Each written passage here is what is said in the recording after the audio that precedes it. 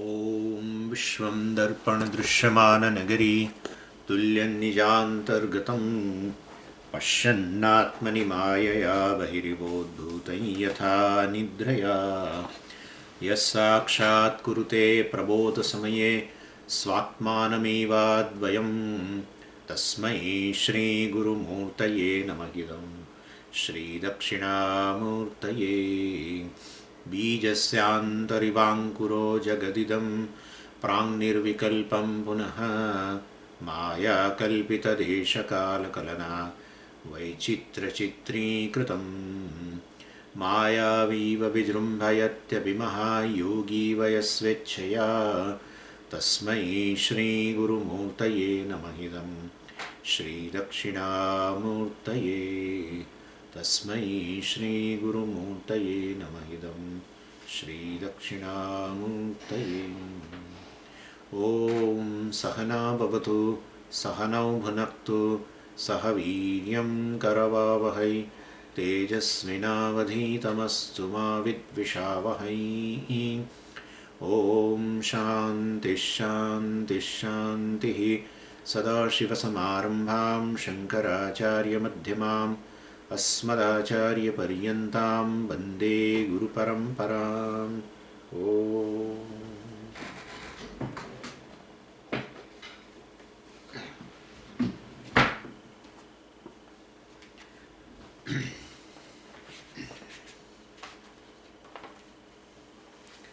Verse 126 जडं मोहात्मकं तच्चेत्यनुभावयति श्रुतिः आबालगोपं स्पष्टत्वात् आनन्त्यं तस्य सा ब्रवीत्.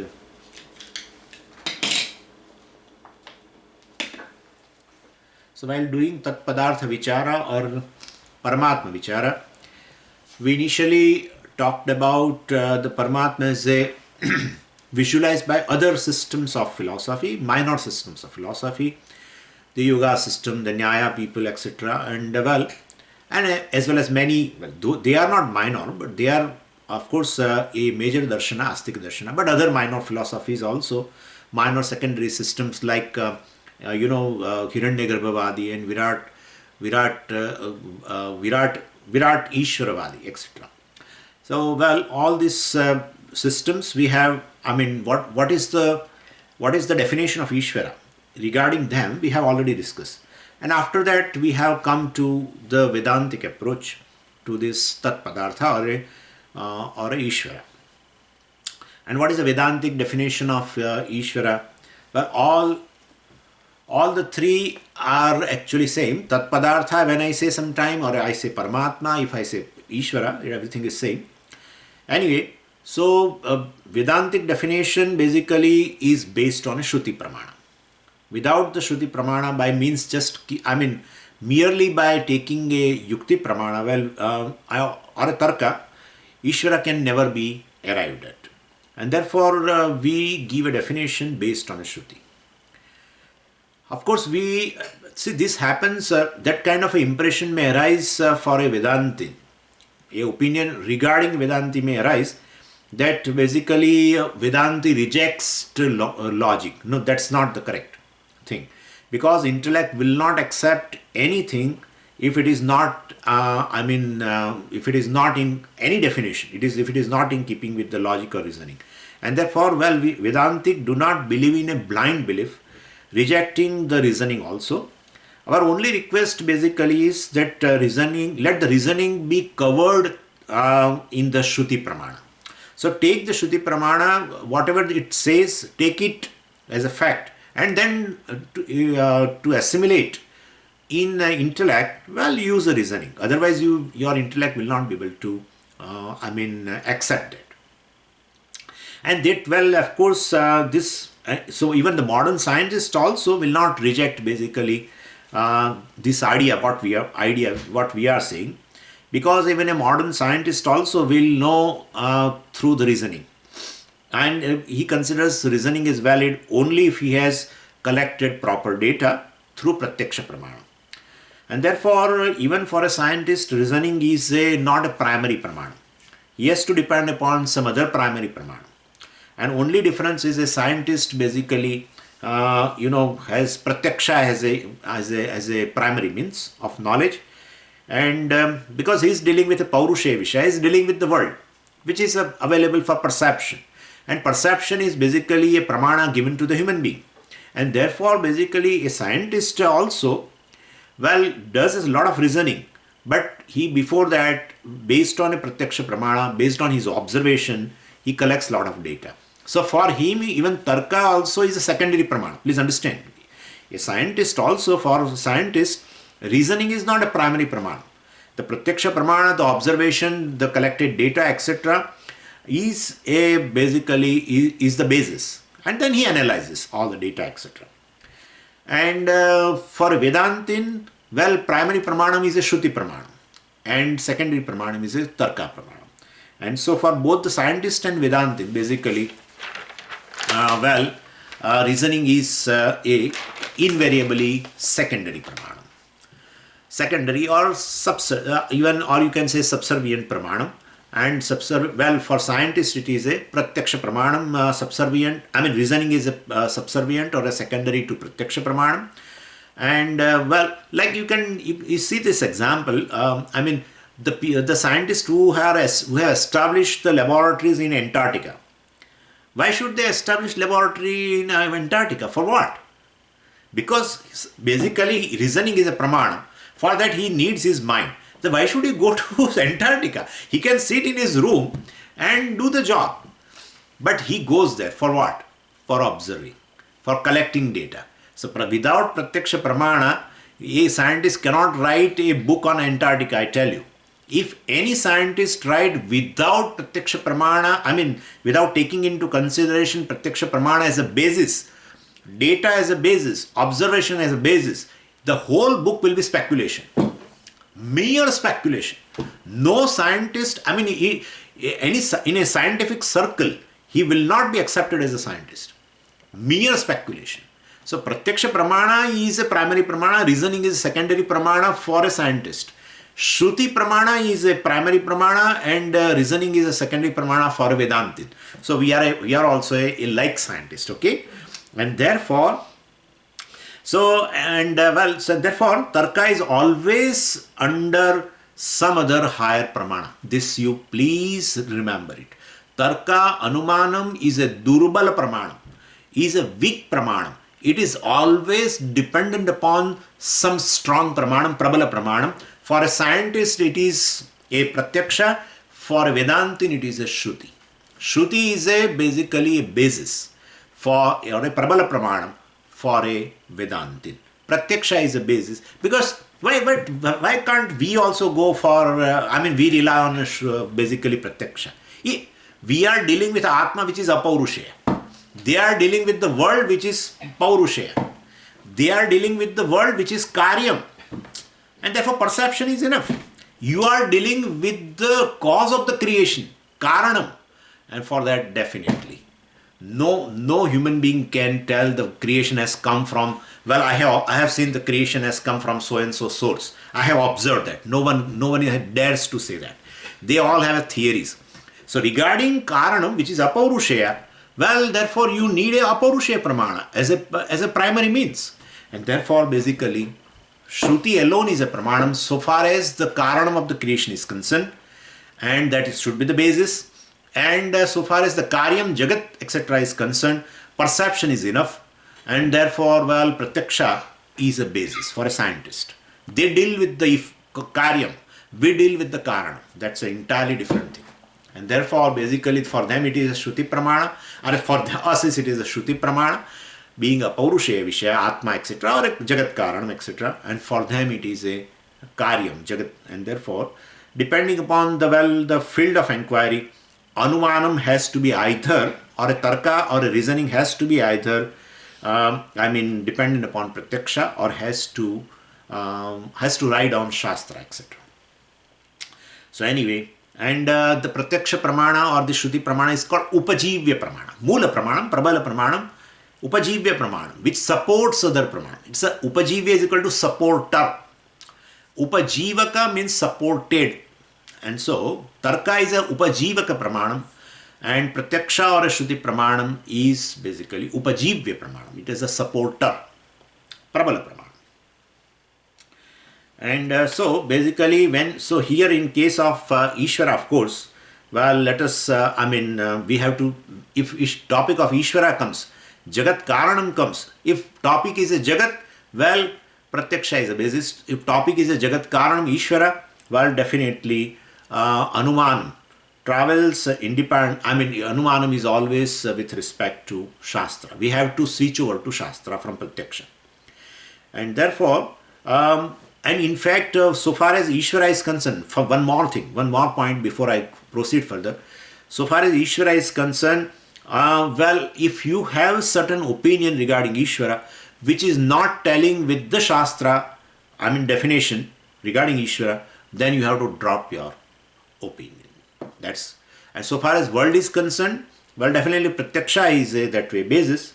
And whatever Anumanam you have done regarding Jagat, if it is not telling with the perception, etc., Pratyaksha, etc., well, you have to drop it. And scientists are very honest people. They are able to drop their observation. If their observation, the data changes, parameter changes, data changes, well, they say whatever we have arrived at through reasoning, a certain theory, well, we are rejecting it now. So that is how any reasoning, well, if it is not matching with either Pratyaksha or a Shruti, well, that has to be dropped. And therefore, here, well, regarding Ishvara, well, all other opinions, all other people have different opinions, well, which they are not telling with the basically Shruti, telling with the Shruti Pramana. And therefore, they should drop that actually, even whatever they have arrived through reasoning, they should drop it, but they are not able to drop. But Vedantin is very smart. Rather than building certain opinion based on a reasoning regarding Ishvara, and then well, you are embarrassed to basically to drop that opinion. Instead, he takes Shruti Pramana into consideration as a primary means, and well, he accepts the definition of Ishvara given by Veda, and in order to assimilate in intellect, he employs reasoning. So for us, reasoning is secondary Pramana, and for other Astikas, Nayayikas, and well, even yoga people also, they are all Tarkikas. Very nicely, I like this word of Bhashyakara. He says all these are Tarkikas. Means Tarka alone is a Pramanam for them. They are so-called Astika, means they accept Veda as a Pramanam, but not like us. And therefore their opinion regarding Ishvara does not match with Veda's definition. And therefore, and they are not dropping also. They feel that even Tarka, the reasoning is a primary means, and Shruti alone, etc., is a secondary means. Whatever you arrive at through reasoning should, that's a primary thing. If Shruti says something contradictory, well, we should drop Shruti's statement. Vedantin say, na, Shruti Pramanam is Apaurusheya Pramanam. Well, Ishvara Jagat Karanam is also Apaurusheya, and therefore we should take into we should take into consideration the definition of Ishvara, what has been given by the Veda, and well, the reasoning should be in keeping with that definition in order to assimilate in intellect, etc. Anyway, I think you have understood what I am saying. So, well, and that is how basically for Vedantin, basically Shruti, Yukti and Anubhava is the order. Shruti is a main Pramanam, Yukti means reasoning, and well, of course, Anubhava also, our own Anubhava, because basically Vedanta analyzes our experiences. Vedanta does not negate any experience. Vedanta does not negate any experience. Vedanta says what conclusion you have arrived at through the, on the basis of experiences, well, that's not correct. So you analyze experiences properly and change your conclusions. That's all it is. And therefore, well, Shruti, Yukti, Anubhava, all the three things, we take help of all the three things. So Ishvara also must be, arrived at. The nature of Ishvara basically must be arrived at with the help of Shruti, Yukti and Anubhava. And well, when you decide to go accordingly, then the main Shruti Vakyam that helps us is a Shvetashvatar Upanishad Vakyam, Mayam tu Prakritim Vidyat, Mayinam tu Maheshwaram, etc., etc. That is the definition of Ishvara. and well, that's our basis, and which introduces Maya also. And because Maya asya sthiti Maya, Maya sabalam Brahma, or Maya Pratibimbit Chaitanya is Ishvara, etc. That is the definition of given by the Shvetashvara Upanishad or Shruti. And therefore, now Maya has come into the picture, and therefore, well, we started discussion on Maya also. What is this blessed Maya? And now we have entered into, another Shruti. For Ishvara we talked about the Shvetashvara Shruti. Now for Maya we have taking up another Shruti called Nrsimha Uttaratapani Upanishad, because it clearly and elaborately defines Maya.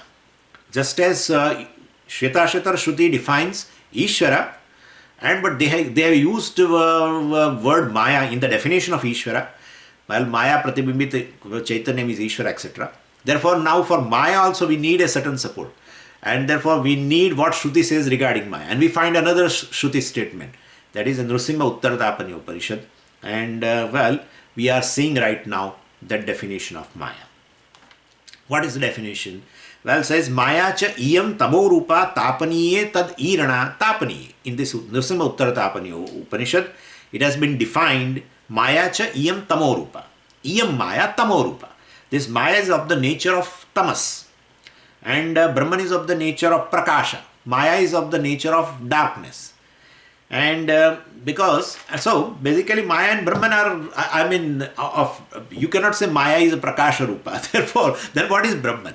And therefore basically here Maya is defined as a tamo rupa. Anyway, then the next question is, what is this tamo rupa? For that we say this tamas expresses in two forms. One, tamas expressed outside in a one form, and this tamas expressed inside in another form. So outside, this tamas expresses in the form of a jada padartha. Every jada padartha is insentient, inert padartha and inert objects is insentient, and therefore it does not have a prakasha.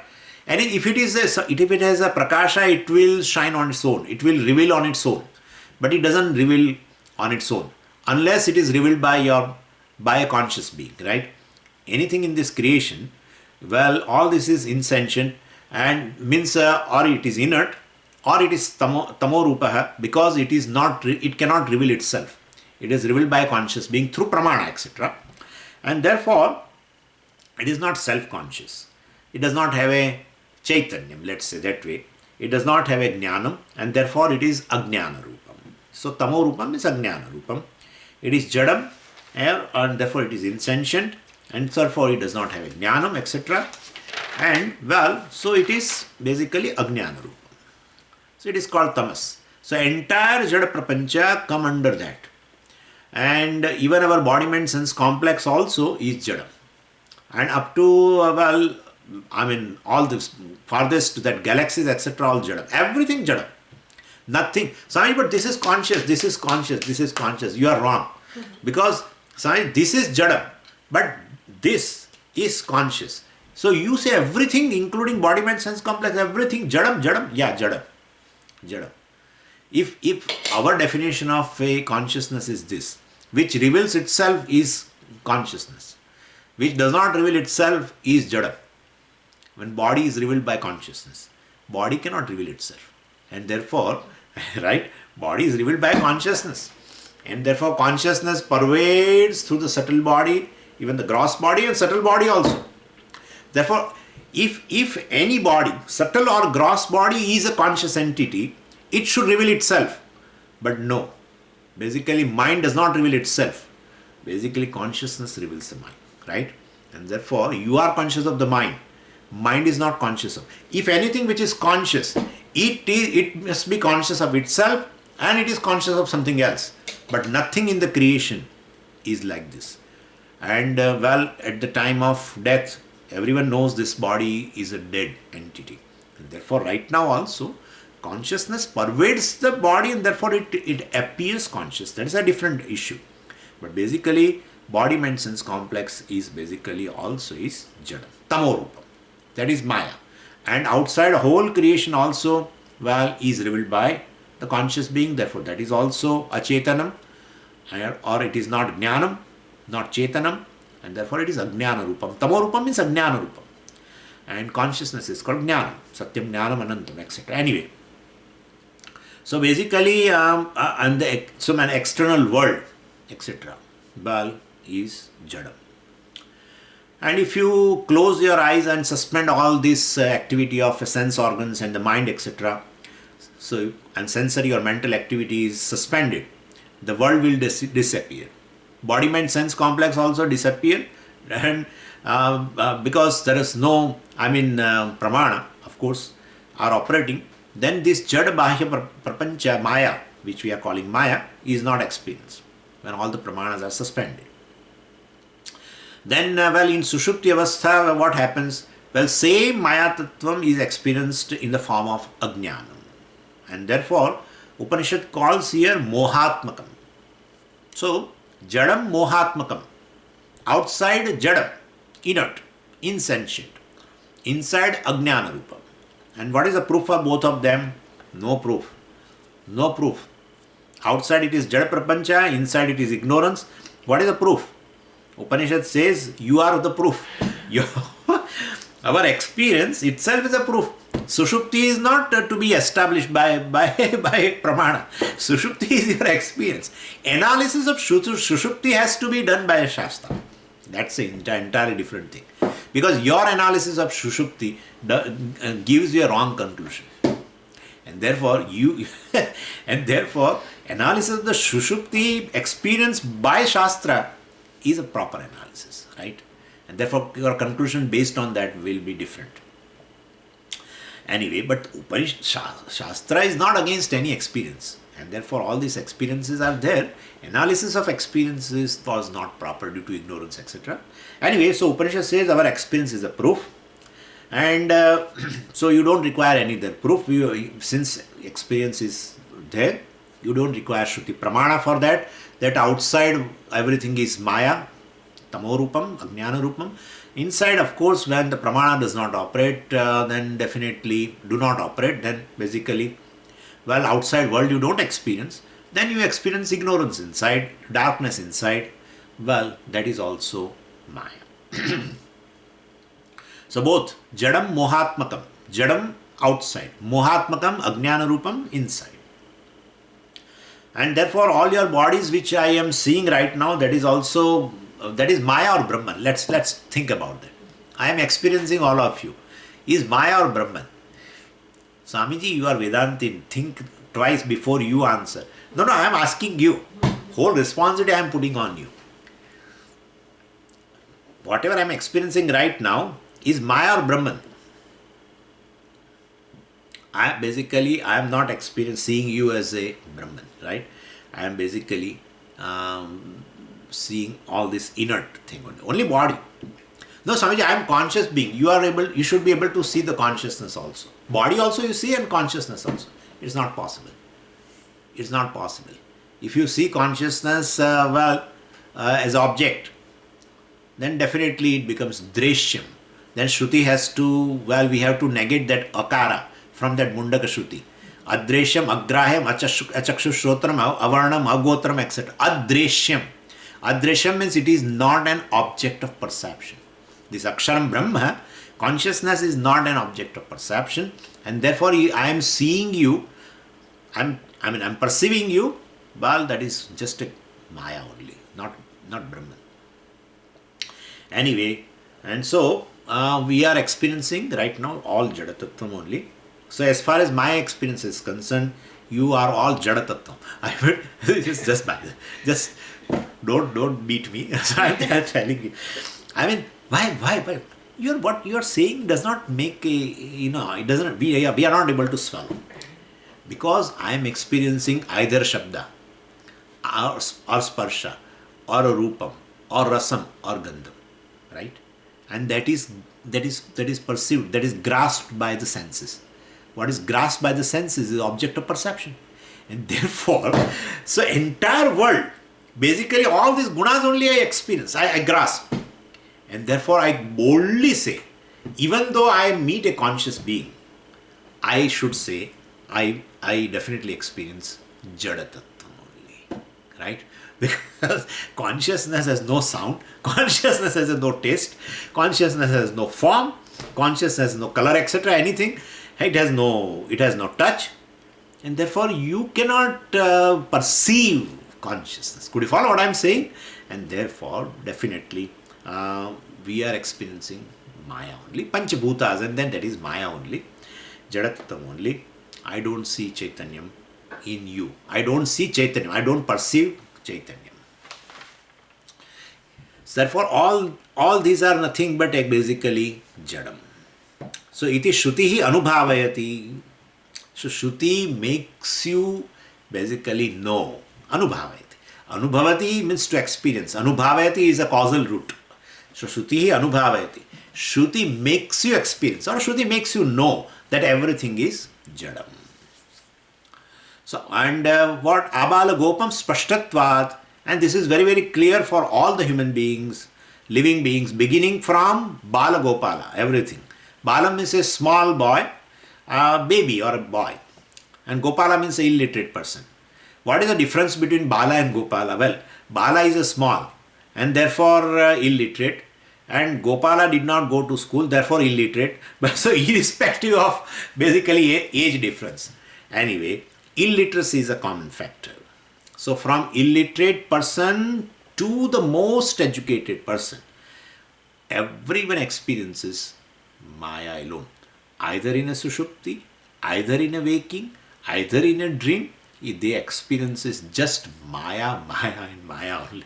Jada Prapancha only, while he is awake or while he is dreaming, and when he sleeps, when the pramanas resolve, well, he experiences ignorance, darkness. Anyway, so all people, all the living beings, at all the time, at all the places, experience Maya. And therefore, Anantyam Bhavati. Maya is all pervading. Maya is everywhere, inside, outside, everywhere. Iti sa Shrutihi abravit. Sa Shrutihi. This Shruti. Which Shruti? Nrsimha Uttartapaniyo. Shruti in the ninth section, abravit tells like this. Now a small grammar point I would like to discuss. Actually, in the first line you will see there is a pronoun Tat Jadam Mohatmakam. Now Tat is there. And in the second line there is a pronoun Tasya. Now both, this Tat and Tasya, both of them refer to Maya, right?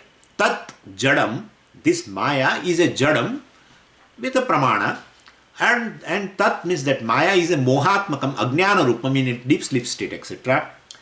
Well, so Tat and refers to Maya. But then, well, how can it refer to Maya? Because Maya is a feminine now, a feminine gender, and word Tat and Tasya are not feminine gender. So how can it is in neuter, of course. Then how can a non-feminine pronoun reveal a feminine noun? Right? Suppose you are talking about me to somebody, and then you, in between, you use a pronoun. You, for a Swamiji like me, you say she. Oh, she. If you use like that, oh, she is in the ashram, then you will wonder, what is this? Oh, I am referring to that Muktatma. Why are you using she? Right? So pronoun must be in keeping with the gender of the noun. So here Maya is a feminine gender, it is a feminine noun. Then how can you say Tat? You have to use Sa. Instead they have used Tat. And that is one time, okay, we can forgive. That's a mistake, That's just as Swami does a lot of mistake while speaking. This also, Shruti also can do mistake. That's called Chandas Prayog. Shruti has a license to use. Yeah. So basically, what is that? Yas Sakshat Aparokshat Brahma. Yas Sakshat Aparokshat Brahma. What is this? Sakshat Brahma, that, or Sakshat Aparoksham Brahma. Yeah, Brahman is a neuter noun, so they should say Aparoksham Brahma. Atma is, or Brahman is Aparoksham. No, Sakshat Aparokshat. Because Sakshat has come, so they instead of writing Aparoksham, they wrote Aparokshat. It's a big mistake. But no, Veda has a license. Because Veda is much, much before the language. Could you follow? No, Swamiji, language basically, or language, grammar of the language. So language is right there, language was there. Grammar was developed later. And therefore, that grammar cannot fit into the Vedic Sanskrit. And therefore, Veda has a license to use like this. So with the current grammar, you cannot evaluate the Vedic Sanskrit. And therefore, Veda has a license to say, Shruti is a Paurusha Pramana, it's words of the Ishvara alone. And therefore, we cannot do that with our own grammar system. Anyway, but this is a problem here. To solve that problem, well, we have given the different explanation. Don't say Maya. Say Maya Tattva. Okay? Tat Maya Tattva. And Tasya means Maya Tattvasya. Maya Tattvam is a neutral noun. So instead of saying Maya, you say Maya Tattvam. And Tasya means Maya Tattvasya. So Jadam Mohatmakam Tad Bhavati means Maya Tattvam Jadam Mohatmakam Bhavati. And Tasya should be translated as a Maya Tattvasya Anantyam. Well, of this Maya Tattvam, Anantyam, the all-pervading, nature of this Maya, well, is Shrutihi Abravid. Well, Shruti, Uttartapani Upanishad talks about. Okay. So this is how we solve the problem. Anyway, verse number 127. Achidatma gatadinam yat swarupam jadam hitate yatra kunthi bhaved buddhihi samoha iti laukikaha. So in the previous verse, we talked about two explanations of this Tamo-rupa Maya. And one is external expression called Jadaha or Jadam, and another is the internal expression called Moha. And now Vidyaranya defines both in this shloka. In the first line he defines this Jadam, and in the second line he gives the definition of Moha or Ajnana. Okay, what is Jadam?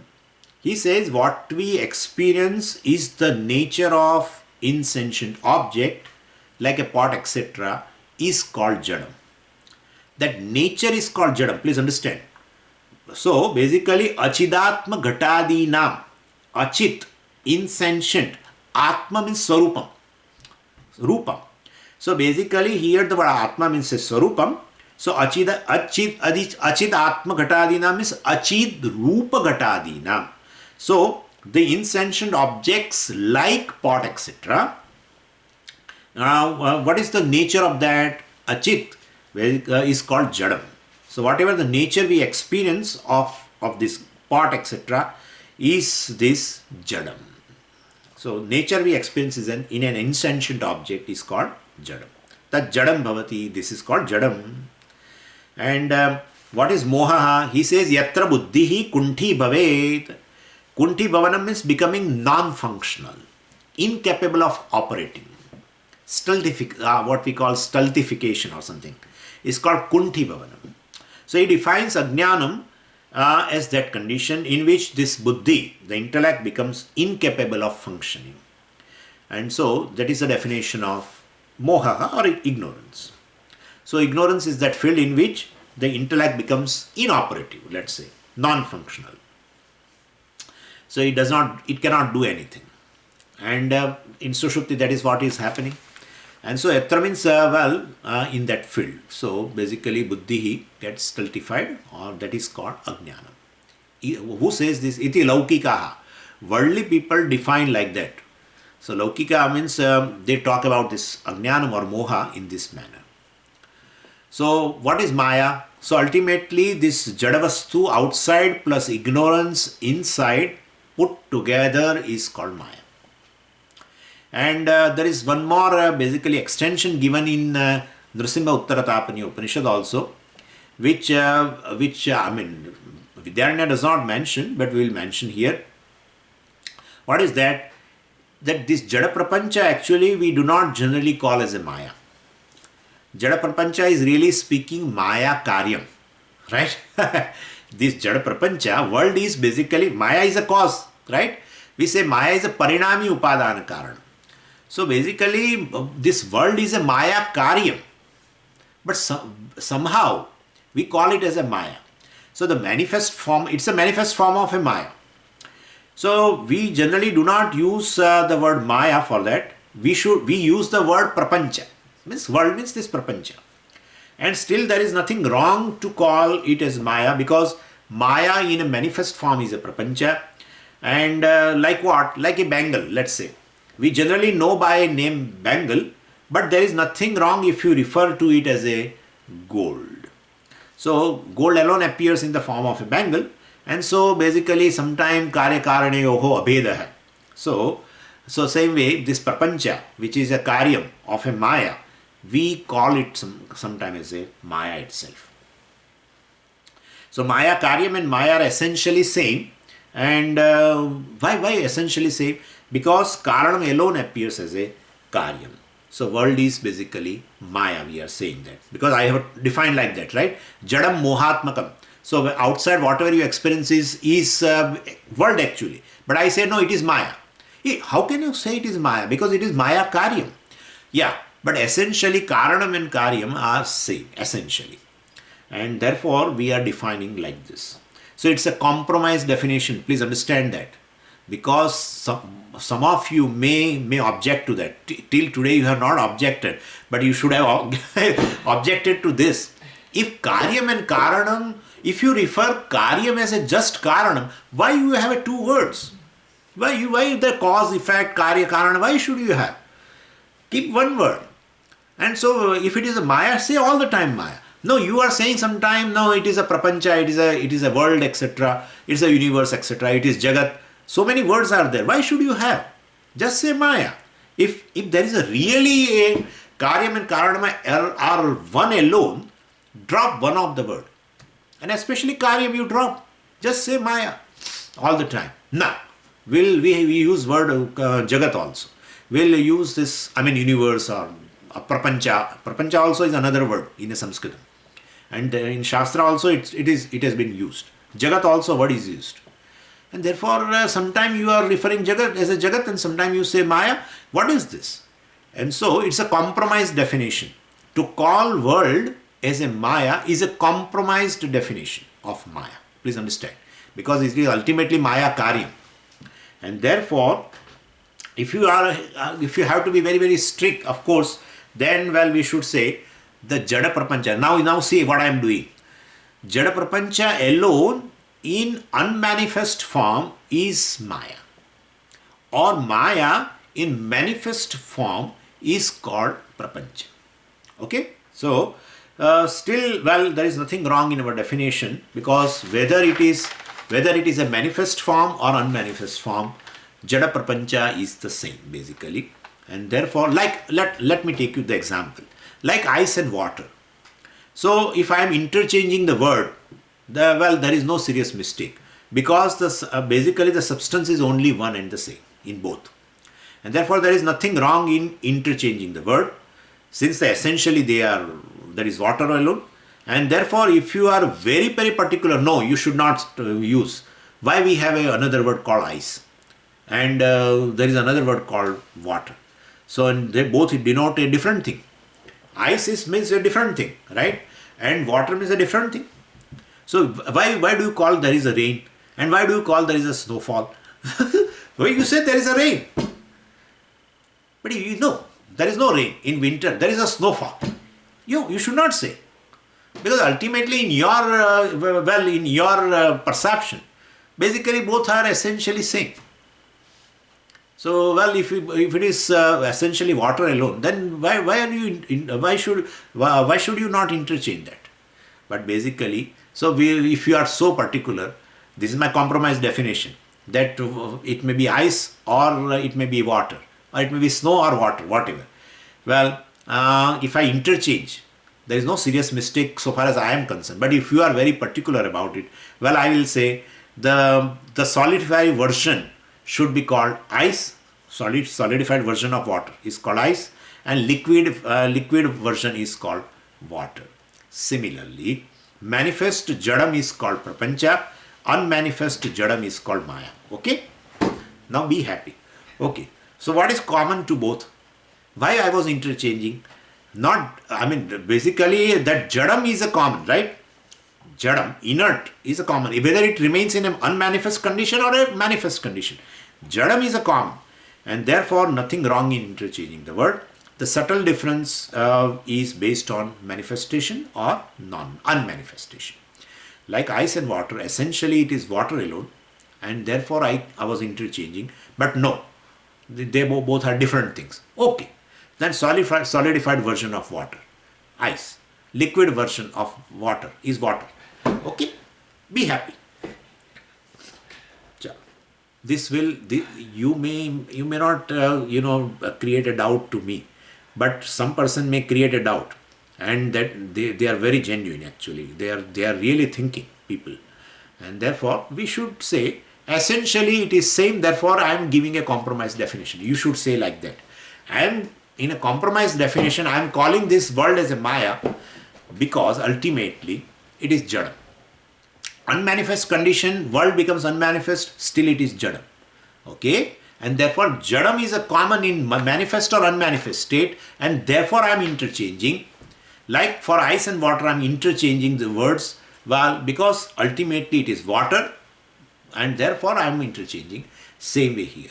But if you are so particular, I will say unmanifest and manifest. Unmanifest Jadam, Maya. Manifest Jadam, world. Okay, this is hair splitting. Okay, verse number 128. Itham laukika drashtyetat sarvairapyanubhuyate yukti drashtya tvanirvachyam nasadasi shrute. Now, of course, I think we have discussed this portion. Now this Maya basically is available in the form of universe, as we have discussed, and so universe is clearly available for perception, experience, etc. Pratyaksha. Experience, Anubhava is equal to Pratyaksha, nothing else. And therefore Maya is basically also directly available for a Pratyaksha Pramana. Please keep this thing in mind. You have to remember many things now. Maya is also directly available for a Pratyaksha Pramana. Why? Because Maya means this world, and world is available for perception. World is directly experienced, perceived. So world is perceived through Pratyaksha Pramana. Therefore Maya is perceived through Pratyaksha Pramana. This much. Okay.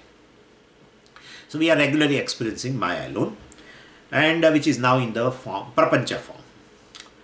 So Pratyaksha Drashtya Maya is existent, right? Because it is available for a perception. And therefore, Pratyaksha Drashtya, through Pratyaksha Pramana, this statement you keep in mind. Through Pratyaksha Pramana, Maya is existent. Okay. Now, he is going to look this Maya from three different angles. Vidyaranya is going to look at this Maya, defining Maya, giving what is Maya, explaining you what is Maya through three different angles.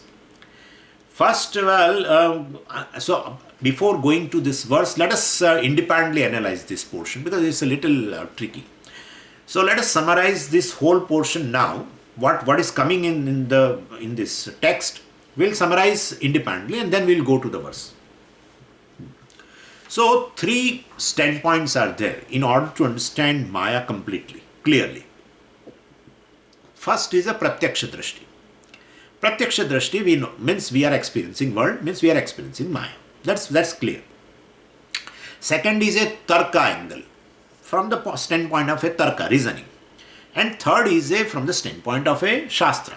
So Pratyaksha, Anumanam and Shastra. Three standpoints are there to look at the Maya.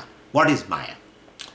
And he is going to say that Pratyaksha Drashta Maya is Sat. Maya is existing, naturally, because you are experiencing. So it will come under Sat. From Pratyaksha angle, from the perception angle, from the experience angle, Maya is existent. Please keep this thing in mind. And Maya is Sat, matlab. Maya is existent means Maya is Sat. And Maya is Sat is equal to Asat Vilakshanam. Okay? This is okay. Maya is Sat means Maya is Asat Vilakshan.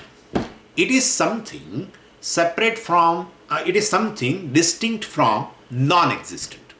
Okay? Maya is existent means what? It is distinct from something non-existent. Okay. So, because it is clearly perceptible. Now that is over. Maya from Pratyaksha Drishtya Asat Vilakshanam. Sat or Asat Vilakshanam. Now Shastra Drishtya, from the standpoint of a Shastra, how does Shastra look at the Maya?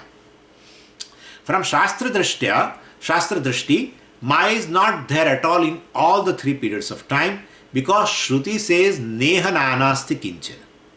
And therefore, basically, everything is Brahman. Everything is Maya, it doesn't say. And so, Brahma eva Purastad, Brahma eva Paschat, Brahma eva Dakshinataha, Uttarena, etc., etc., etc.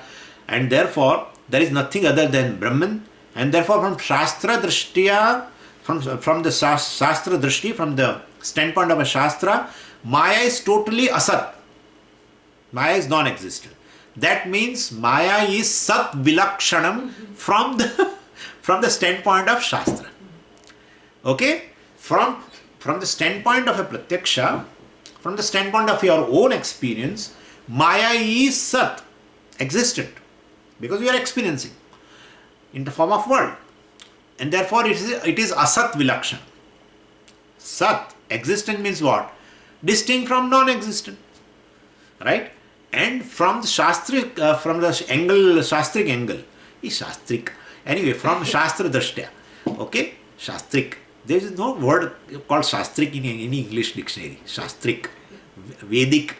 Anyway, I don't know whether they have accepted these kind of words or not. But anyway, from the standpoint of a Shastra, there is no Maya at all. There is only Brahman. And therefore, Maya is Asat from the Shastra angle. And therefore, Maya is non-existent. And therefore, it is Sat Vilakshana, distinct from something which is existent. Okay? This is clear to you, both. Okay. So, Pratyaksha Dashtya Sat, Shastra Dashtya Asat. And if you combine both of them from reasoning angle, from Tarka angle, if you want to reconcile both this Pramana, because both are Moola Pramana, I have already talked to you. For a scientist, imagine, and for us also, Pratyaksha is a Moola Pramana. All others, we have 6 Pramana. We have 6 means of knowledge. We have a lot of knowledge based on different means of knowledge. And we have 6 means of knowledge. We have discussed that in Kenopanishad, right? Please go back to Kenopanishad beginning, introduction. So, Pratyaksha Drishti, basically, Pratyaksha is a Moola Pramanam. Anumanam is based on that. Upamanam is based on that. And then, what is that? Our presumption also is based on that, etc. Everything is based on that. So, ultimately, Pratyaksha is a Moola Pramanam so far as human being is concerned. So, it's a basis, Moola Pramanam. Prabala Pramanam, I just talked also. And same way, Shruti also is a Moola Pramanam. One with regards to Paurushaya Vishaya, one with regard to Apaurushaya Vishaya. And therefore, ultimately, you cannot negate any one of them. And therefore, you have to reconcile. Reconcile where? In your intellect. So, Maya is Sat from Pratyaksha Drishti. Maya is Asat from Shruti angle. What will you accept? Both are Moola Pramana. Both are strong Pramanas. Both are basically a basis for any knowledge. What will you do? You perceive world, right? So you perceive Maya. So if Shruti says there is no Maya, you will reject Shruti. In place of you, if I am there, I will reject Shruti. Really. But then Shruti says, if you cannot negate Shruti, because ultimately all this discussion come in a Apaurushaya Vishaya. And therefore you cannot reject Shruti's statement. You have to be serious about it. So, okay, if you accept Shruti Pramanam, then you have to reject Pratyaksha, because you cannot accommodate something Sat and Asat. So, you have to reconcile. Therefore, you have to use a Anuman Pramana. So, Pratyaksha cannot negate Shastram, Shastra cannot negate Pratyaksham, but both can negate Anuman. Anumanam is a Durbalam. Anything Durbalam can be kicked out, right? Because being Durbalatvat, anything Durbalam can be kicked out by this strong Pramana. And so, Anumanam is basically dependent upon Pratyaksha, Anumanam is either dependent upon Shruti. So, it is a, so now intellect is now in a fix. What is the nature of Maya? Sat or Asat? You cannot negate anything. Maya is Sat, derived through your own experience. Pratyaksha. Maya is Asat, derived through Shastra. Shastra clearly says there is nothing called Maya. There is everything is Brahman, Ishvara alone. There is nothing other than Ishvara or Brahman. And therefore that also you cannot negate. Okay, Anumanam says, well, reconcile.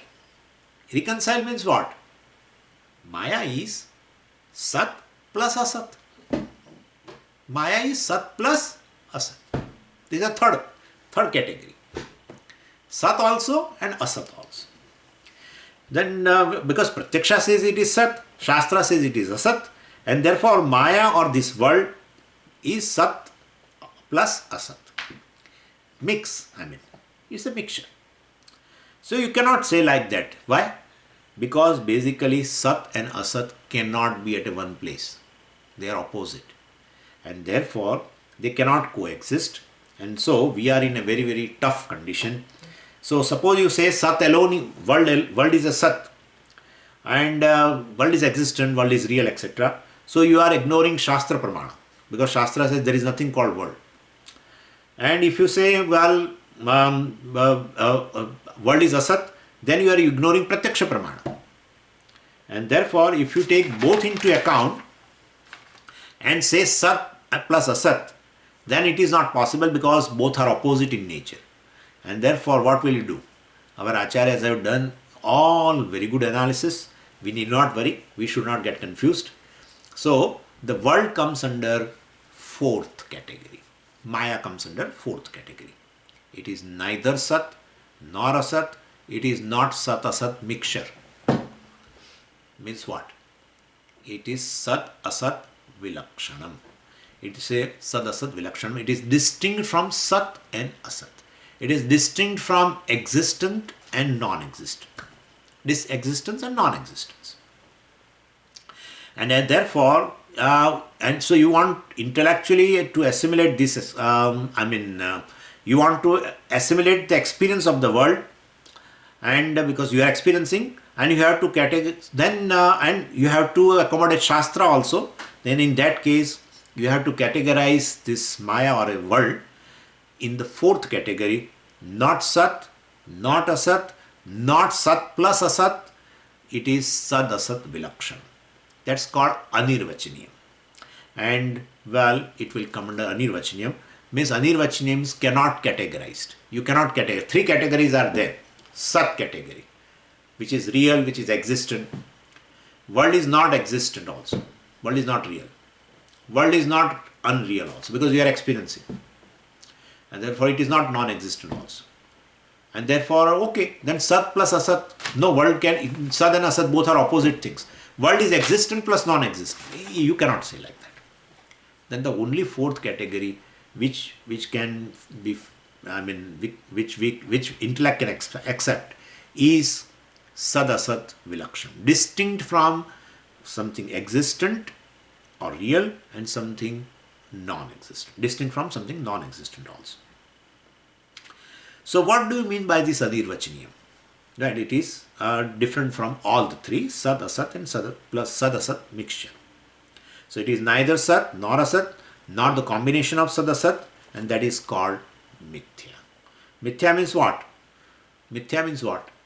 It is, we cannot say world is existent. We cannot say world is non-existent. Then what? We cannot say world is existent plus non-existent. That is not possible.